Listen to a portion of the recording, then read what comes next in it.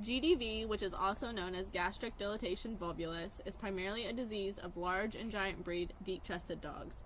The stomach enlarges, filling with air, and pushes against the diaphragm, which causes breathing to become difficult. It can also block the venous blood return through the hepatic portal vein and posterior vena cava. The increased pressure on the gastric stomach wall causes ischemia, which is inadequate blood supply, and then causes necrosis.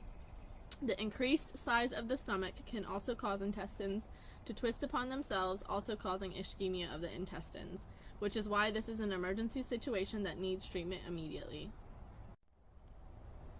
Sequestration of blood in the dilated splenic, renal, and posterior muscular capillary beds results in portal hypotension, which is low blood pressure, GI tract ischemia, hypovolemia, and systemic hypotension. These factors combine with the loss of fluid in the obstructed stomach and a lack of water intake to produce signs of hypovolemic shock. Dogs are at risk of endotoxemia, hypoxemia, metabolic acidosis, and disseminated intravascular coagulation.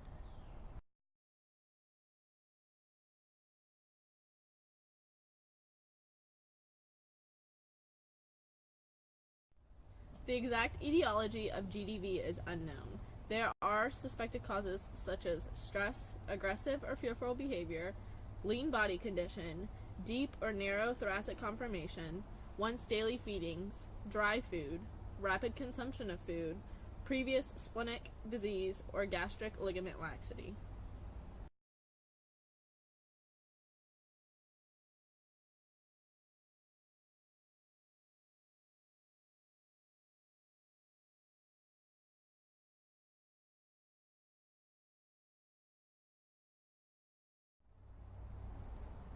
Some signs of GDV include weakness, collapse, depression, nausea, unproductive retching, hypersalivation, restlessness, and an increased heart rate.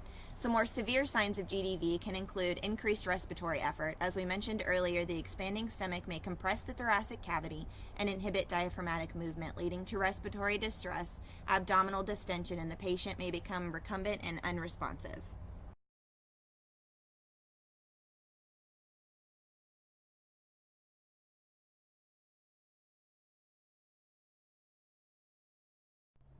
Splenic enlargement or malposition can be seen on the radiographs. A complete blood count or chemistry can inform us of striated muscle damage, the extent of damage to tissues due to lack of oxygenation, and pre-renal azotemia, which is the most common cause of acute renal failure. It will also notify us of the need for correction of electrolyte and pH imbalances and the need for fluid therapy. Hyperlactatemia is typically associated with increased gastric necrosis and determines the possibility of partial gastric resection.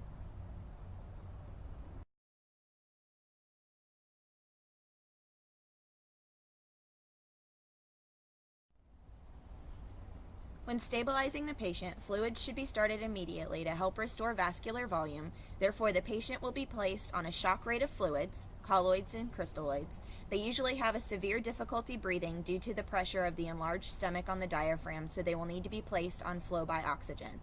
A tube is typically placed either down the patient's esophagus or through the abdomen, depending on the access to the stomach, to release gas and pressure that has accumulated in the stomach. Trocarization can be utilized in emergency situations, which involves the use of a needle placed through the left side of the abdominal wall to release the gas and pressure from the stomach. IV antibiotics will be administered to prevent bacterial migration from the stomach into the body once the condition has been corrected. Once the patient is stabilized, surgical correction will be performed. Before the surgeon can make corrections, the stomach must be further decompressed intraoperatively. After the stomach is returned to its normal size and position, the surgeon will evaluate the stomach and spleen for evidence of ischemia. Any areas of the stomach wall having suffered ischemia are removed, as well as the spleen, if necessary. The surgeon will then perform a gastropexy, which is when the stomach is sutured to the abdominal wall. This is to correct the current problem as well as prevent reoccurrence in the future. However, a gastropexy does not guarantee a GDV from occurring again. Food should be withheld for up to 48 hours after surgery based on the patient's recovery. Less common post-surgical complications include sepsis, peritonitis, ventricular arrhythmias, ventricular premature contractions, disseminated intravascular coagulation.